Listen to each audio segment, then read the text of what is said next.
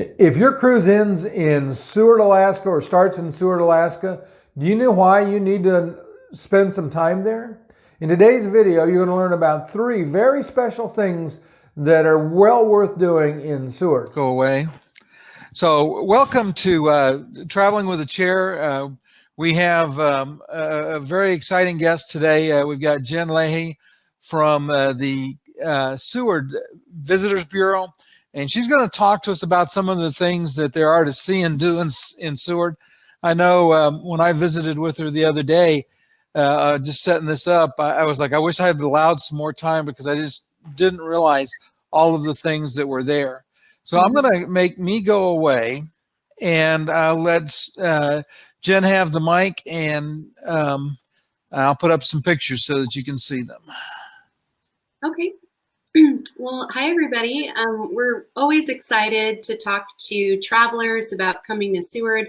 We think Seward is one of the best destinations in Alaska for folks that have a big bucket list but are short on time. And we know that a lot of our cruise ship visitors are coming in on pretty quick itineraries. They may only be in town for a day or 2 or even less before they either hop on their cruise or are coming off of a cruise after a trip.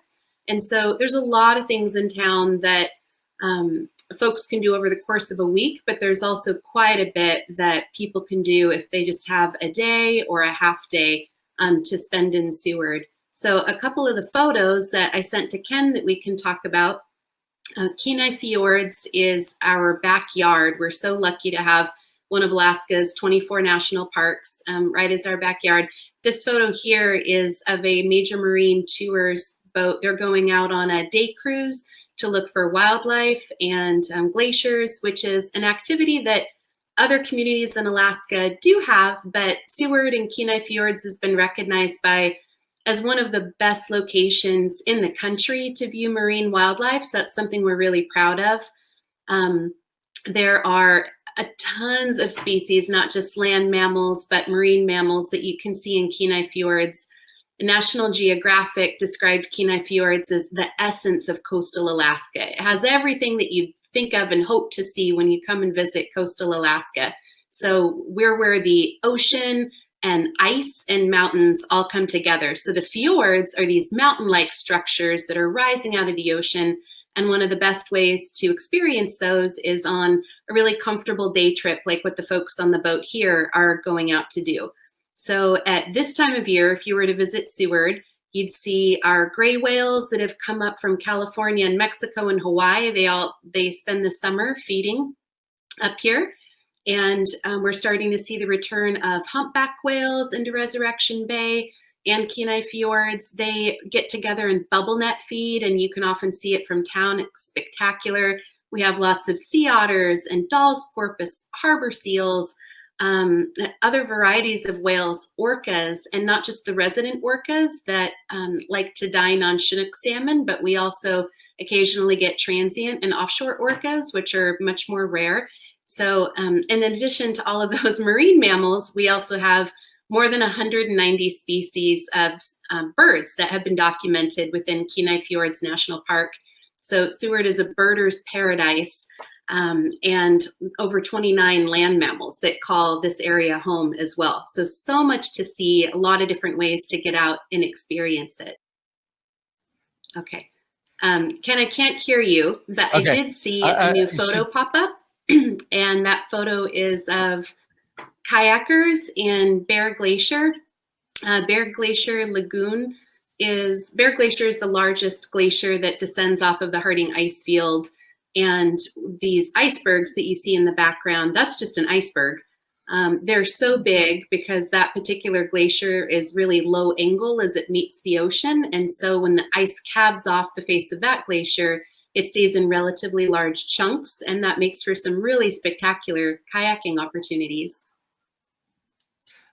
Okay, we do have a question. I thought I'd go ahead and ask this now. Judy Clausen asked, she said they're going on a back-to-back cruise, so they'll go into Seward and then back out. And she said they have a day in Seward, and so are there suggestions that start and end at the port? Well, everything that we have really starts and ends at the port. A couple of things that we were talking about today are the SeaLife Center. Can folks see that photo of the Alaska SeaLife Center? They should be able to see the one of the sea lion, I think it is. The sea lion, great. So the Alaska SeaLife Center is one of our primary attractions here in Seward. It's the only facility of its kind in Alaska. It's Alaska's only public aquarium, but more than that, it's also a marine research facility, and they also have a special wildlife response program. So there are permanent exhibits, if you will, and the animals that are there, if you've been to SeaWorld, it's not a SeaWorld type of facility. It's a public education, research, and wildlife response facility. And so a lot of the animals that are at the SeaLife Center have been rescued, and now they're partners in the research that continues to be conducted at the SeaLife Center. So the stellar sea lions that are available for public viewing, they have sea otters.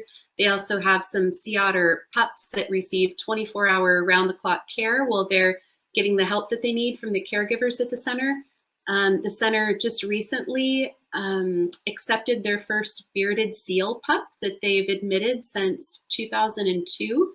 So this is a great time to be in Seward this summer, because that's a really special opportunity to see a bearded seal pup that came from a little village called Shaktoolik in Northwest Alaska, I believe, and some village children there helped protect the seal until officials could help evacuate the animal and get it flown to the SeaLife Center. And now this little bearded seal pup is receiving round-the-clock care and support from the center staff. There's also touch tanks, and the SeaLife Center has great hours in the summer, which if you're trying to fit a lot in because you only have a day in Seward before your cruise, they're open 9 a.m. to 9 p.m. Monday through Friday, and 8 a.m. to 9 p.m. on the weekends. And so you could even swing by the SeaLife Center after dinner and experience wildlife later in the day. So their extended hours are great. And any visit to the SeaLife Center supports the wildlife response program that they help operate. So we always steer people that direction. Then there are the day cruises, which if you go out on a day cruise out of Seward into Kenai Fjords National Park, you'll see more than you would see on your cruise ship coming into town. So I think a common misconception is folks think if they're cruising in and out of Seward that the day cruises that we have here are redundant, but these are special wildlife and glacier viewing cruises, and they'll go into bays and fjords that the larger ships can't access. And so you get really close to a tidewater glacier to the point where you can hear and see and feel it calving, and you'll have an opportunity to see wildlife that the big ships simply can't get as close to. And so those day tours are anywhere from half-day trips just within Resurrection Bay to 7.5-hour tours. The rule of thumb is that the farther out you go, the more you're likely to see. And so even if you're going to be on a big ship cruising through Alaska, we definitely recommend those day cruises to get a better look at our tidewater glaciers and our marine wildlife. Okay, thank you very much for that. And I want to make sure I understand something. I think that most of those tours leave very close to where the ship docks. Is that correct? Yep, we have a public free shuttle that runs year-round in the summer. It runs 8 a.m. to 7 p.m. every half hour on cruise ship days. So if your cruise ship is in port, you can pick up the shuttle right there at the cruise ship terminal, or it's a very walkable distance to our harbor, maybe about a quarter mile or so from the cruise ship terminal to the harbor. And then from the harbor into our historic downtown area is a mile. And so Seward's very walkable, but we also have the free shuttle, which is also wheelchair accessible, at least a few of them are, so that folks, regardless of mobility, can get around town really easily and affordably while they're here. Oh, thank you so much, because that was a concern of mine. My wife does use a wheelchair when we travel, so that's important. So one of the other things that you mentioned that's pretty exciting in the Seward area was the fishing. Yes. I think I have a picture. Yes, we have world-class port fishing in Seward. We're so lucky. I think we're one of the best ports in the state for the variety of species that are available here. So, of course, most folks know about Alaskans and salmon, and we do have all 5 species of Pacific salmon that can be fished out of Seward. But we also have world-class Pacific halibut fishing. Most folks go out on a charter boat to do that because the fish can be really big, and finding them requires a skilled charter captain unless you really know what you're doing. But charter boats also give people the opportunity to target species like rockfish. This is a yellow-eyed rockfish that gentleman's holding up. They're really fun to catch. We have lingcod, we have other varieties of rockfish. And so you can go out on one charter in Seward and end up targeting or fishing for several different species. We even have a restaurant in town, Apollo's, that will let you bring in your catch and they'll prepare it for you. They'll prepare it a few different ways. They can grill it or saute it. And so a lot of folks get excited about the fact that you can go out and you can catch your dinner. We also have processors right at the dock where you would, where your boat would come back into, that can process your catch for you, vacuum pack it, flash freeze it, and have it delivered right to your door so that you have your fresh wild Alaskan seafood waiting for you when you get home. I think it's the ultimate Alaskan souvenir. And then we also have local fishermen who make a variety of really incredible smoked fish products, canned and frozen, that are good for snacking while you're traveling or for bringing home as gifts. And then we have a selection of fine dining restaurants and more casual family dining restaurants that offer seafood, everything from black cod, which is really tender and delicious, to salmon and halibut, that's all caught locally and then served up locally in Seward. So folks have an opportunity to experience wild Alaskan seafood all the way from the ocean to their plate in Seward. Very nice.